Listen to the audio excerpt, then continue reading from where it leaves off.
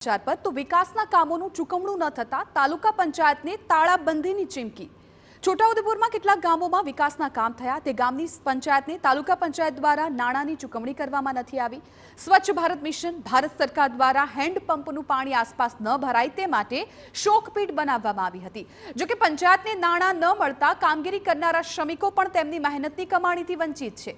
તાલુકા પંચાયતના કારોબારી અધ્યક્ષ રાજેશ રાઠવાને વારંવાર રજૂઆત કરાઈ, જે બાદ અધિકારીઓને પણ રજૂઆત કરવા છતાં કોઈ નિકાલ ન આવતા તાલુકા પંચાયતને તાળાબંધીની ચીમકી ઉચ્ચારવામાં આવી છે।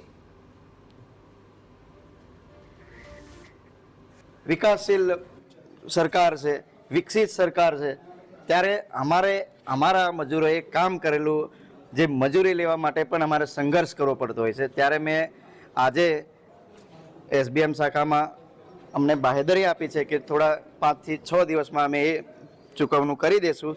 જો ચૂકવણું ના કરવામાં આવે તો ફરી પાછો મેં 1 અઠવાડિયામાં સમગ્ર તાલુકા પંચાયતને કચેરીને તાળાબંધી કરીશ। તો તાલુકા પંચાયત અધ્યક્ષ કચેરીને તાળાબંધી કરવા પહોંચ્યા હોવાની જાણ થતાં તાલુકા પંચાયત કચેરીએ પોલીસ તૈનાત કરાઈ હતી। બાદમાં રાજેશ રાઠવાએ એસબીએમ કોર્ડિનેટર સમક્ષ રજૂઆત કરતા અધિકારી આગામી 10 દિવસમાં સમસ્યાનું નિકાલ લાવવાની બાંહેધરી પણ આપી।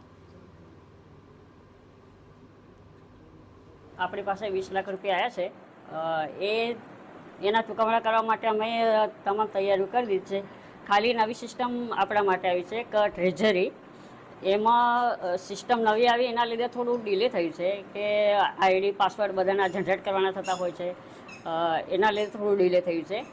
હવે આઈડી પાસવર્ડ જનરેટ થઈ ગયા છે એટલે અમે પેમેન્ટ કરવા માટે પ્રોસેસ ઝડપી કર્યો।